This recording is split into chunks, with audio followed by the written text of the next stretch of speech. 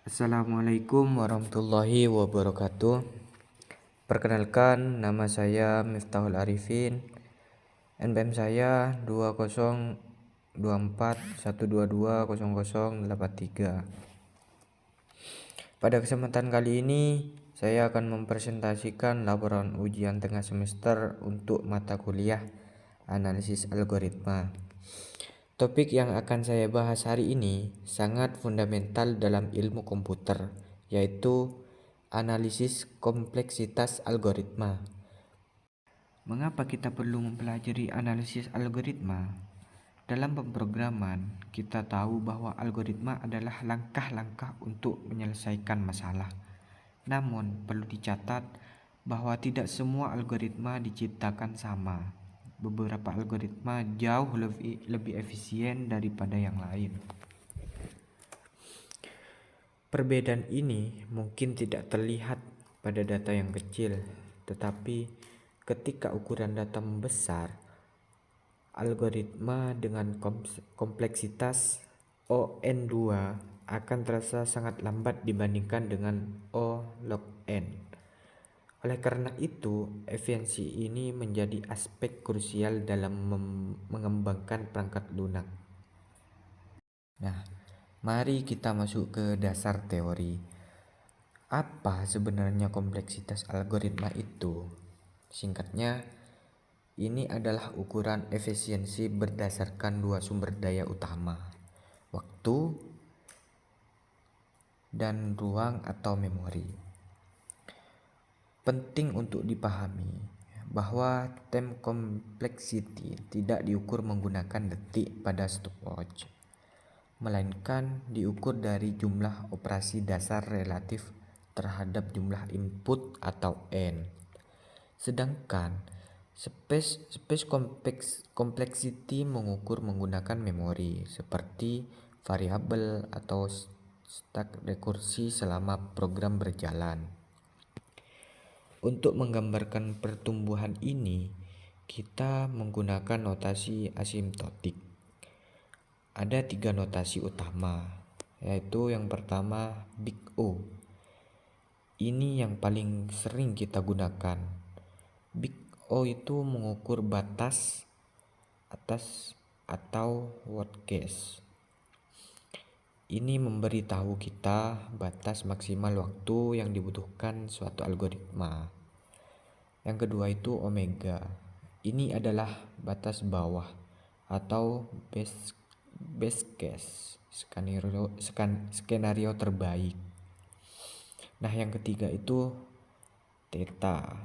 Ini adalah batas ketat, digunakan ketika skenario terbaik dan terburuk memiliki tingkat pertumbuhan yang sama persis. Untuk lebih memahami, mari kita bandingkan dua algoritma pencarian, linear search dan juga binary search. Pada linear search, cara kerjanya sangat sederhana. Kita mencari data satu persatu dari awal sampai akhir. Skenario terbaiknya ketika data ditemukan di awal adalah O1. Namun, skenario terbukanya adalah ON, yaitu jika data ada di paling akhir atau bahkan tidak ada sama sekali. Di sisi lain, kita punya binary search.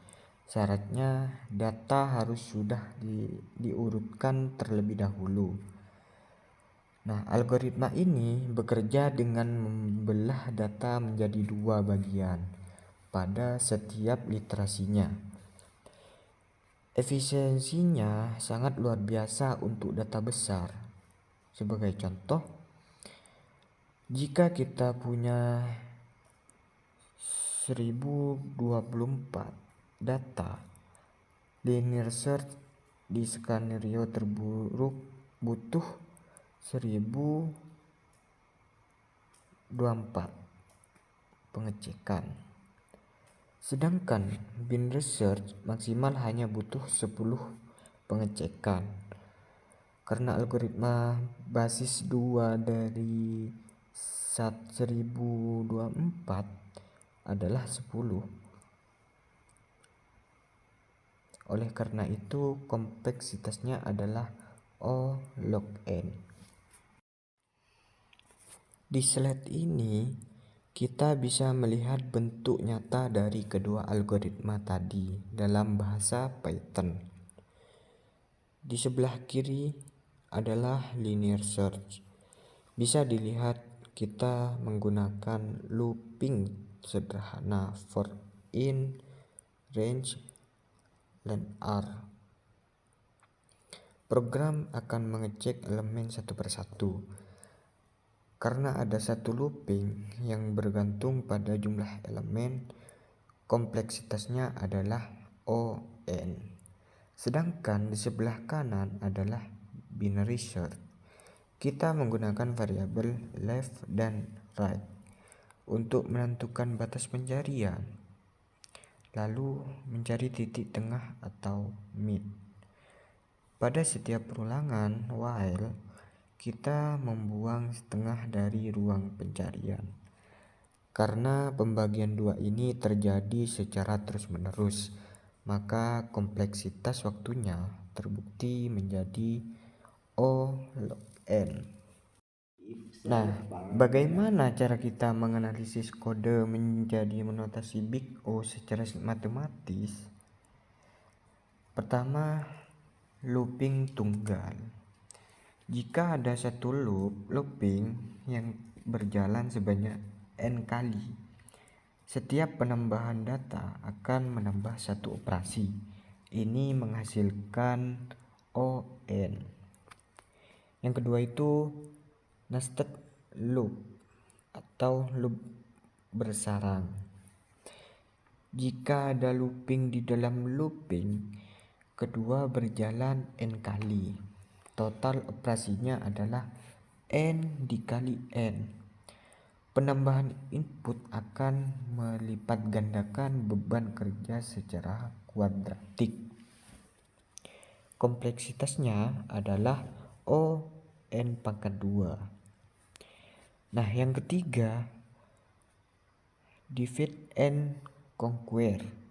Seperti binary search, jika masalah dibagi menjadi setengah setiap iterasinya, n sampai n, atau 2 sampai n, atau 4 sampai 1, maka secara matematis jumlah langkahnya adalah logaritma basis 2 dari n, menghasilkan O log n. Nah, lanjut. Pemahaman tentang kompleksitas ini bukan sekedar teori di atas kertas. Di dunia nyata, perbedaan O(n) dan O log n adalah perbedaan antara proses yang memakan waktu persekian detik melawan proses yang memakan waktu berhari-hari. Beberapa menerapkan meliputi: pertama itu database indexing. Database modern menggunakan struktur B-tree yang beroperasi pada O log n untuk mencari jutaan data seketika. Nah, yang kedua itu search engine. Google mengoptimalkan struktur data agar pencarian dari miliaran web bisa ditampilkan dalam milidetik. Terus yang ketiga, sosial media. Mengurutkan feed atau postingan harian menggunakan algoritma sorting efisien seperti merge search yang memiliki kompleksitas O(n log n). Nah, 4. Navigasi GPS, Google Maps atau Gojek menggunakan algoritma Dijkstra dan Priority Queue untuk mencari rute terpendek secara real time. Sebagai kesimpulan dari laporan ini, kompleksitas algoritma mutlak diperlukan untuk mengukur efisiensi waktu dan ruang. Kita menggunakan Big O untuk mengukur WordCache sebagai jaminan batas aman performa program. Melalui studi kasus, terbukti bahwa algoritma binary search dengan O-log-N jauh lebih superior dibandingkan linear search dengan O-N pada data terurut. Pada akhirnya, pemilihan algoritma yang tepat adalah kunci utama dalam membangun sistem yang berskala besar. Nah, presentasi ini didasarkan pada tinjauan pustaka dari berbagai ahli ilmu komputer seperti Thomas Corman, Donald Knuth, hingga Kleinberg. Mereka sepakat bahwa analisis kompleksitas bukan sekedar matematika, melainkan fondasi utama dari desain software yang efisien. Nah, sekian presentasi dari saya. Terima kasih atas perhatiannya. Mohon maaf apabila ada kekurangan. Wassalamualaikum warahmatullahi wabarakatuh.